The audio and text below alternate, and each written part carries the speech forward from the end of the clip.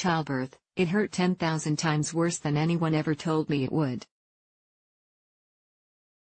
Share on Pinterest. The reason I know childbirth can be one of the most painful experiences under the sun is that even though I had an epidural, much to my horror, it worked only partially.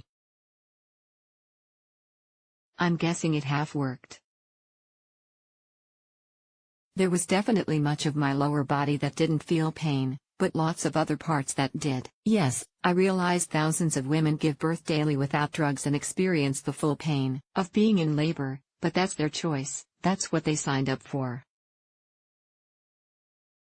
I, on the other hand, signed up for the epidural.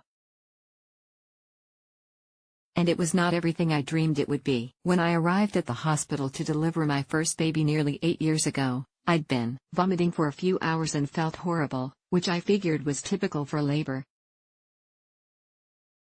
I mean, no one ever said contractions felt good, right? Turned out it wasn't typical, and I had severe preeclampsia. They wanted to induce me to get the baby out ASAP. I was admitted, put on a magnesium drip to prevent seizures, and given pitocin to induce labor. At the same time, a nurse asked me if I wanted an epidural. You bet I did. Like, that wasn't even a question. Give me the epidural, the sooner the better, because I've been told that pitocin brings on the contractions even faster and furiouser, more furiously? Let's just say I'd heard it was serious, then you can imagine. Apparently, they could only give me a low dose of pain meds to go with it, something to do with preeclampsia, possibly affecting your platelet level, and if/when that happened, I wouldn't be able to have an epidural at all. No, thank you. So, I took what I could get, got the epidural, and waited for that blissed out, pain-free feeling my friends had all told me about. Except it never came.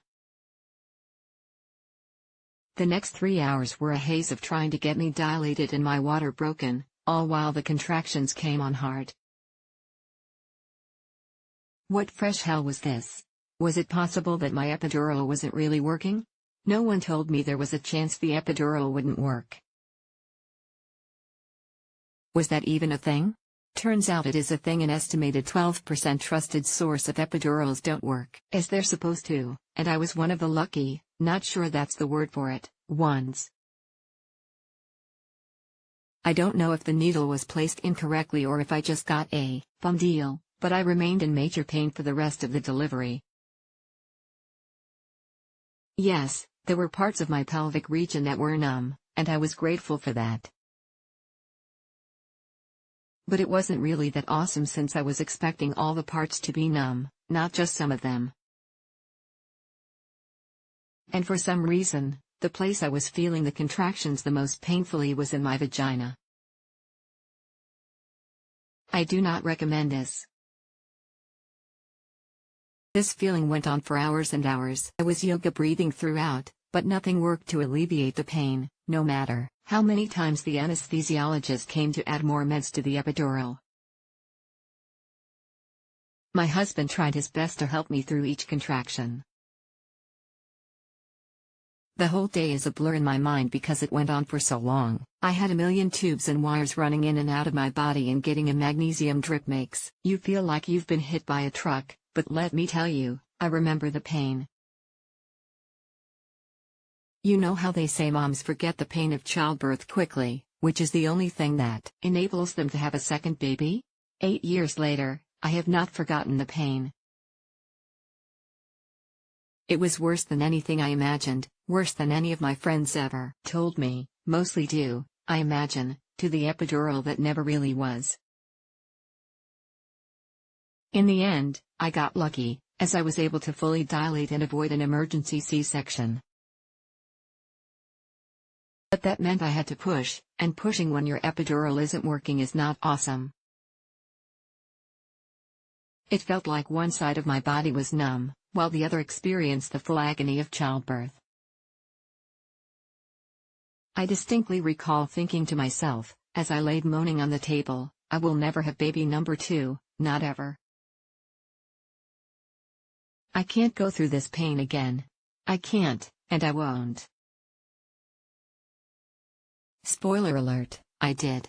The pushing went on for about an hour before the doctors told me the baby wasn't coming as quickly as they'd hoped, so they were going to pull out the big guns, the vacuum. I had learned about the vacuum in my childbirth class and wasn't thrilled to have to use it, but I figured they wouldn't do it if it weren't necessary.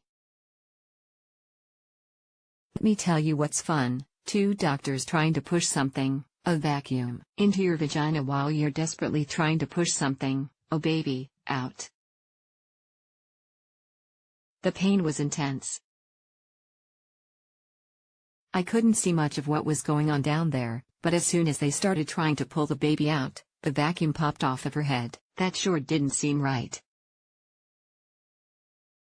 The doctor got it back on, and I saw him pulling again with all his might, and I thought for certain the baby's head was going to come right off along with the vacuum. In the end, I don't know if it was the vacuum that did it, or if the baby came out on her own, but I remember hearing the doctors get really excited as I pushed.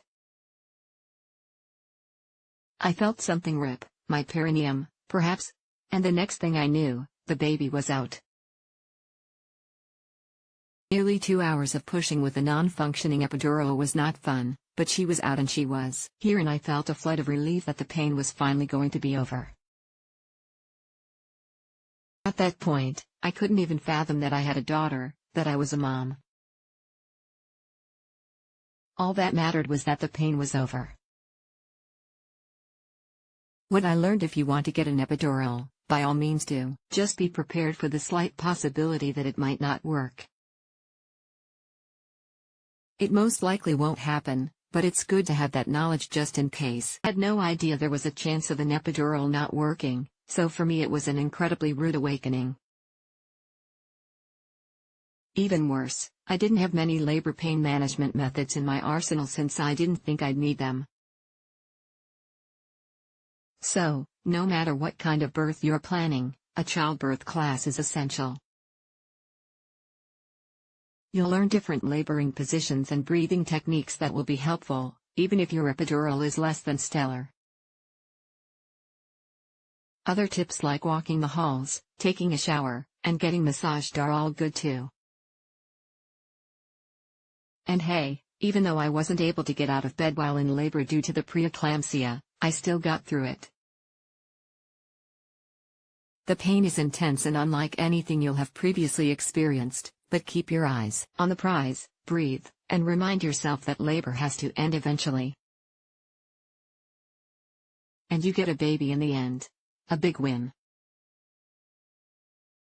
The good news for me was, despite my distinct memory of the pain of childbirth, I did go on to have another baby, and yes, another epidural. I still felt contractions in my stomach the second time, which felt like an army of 500 little trolls marching across my belly, but the rest of my lower body was completely numb. Best of all, when the baby came out I didn't feel a damn thing. Cheers to an epidural that worked. Caroline Hand is a freelance TV producer, pop culture devotee, writer of pithy commentary for Us Weekly's Fashion Police, and mother of two who likes to write about parenting in her spare time. Her writing has appeared on Scary Mommy, Romper, Ravishly, and several other sites. Follow her on Twitter here.